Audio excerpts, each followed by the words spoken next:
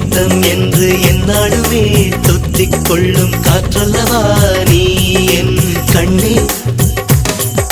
கல்யாண நாளில் மாலை கொள்ள கண்ணாளரின் பூஞ்சோலை செல்ல அந்த வனம்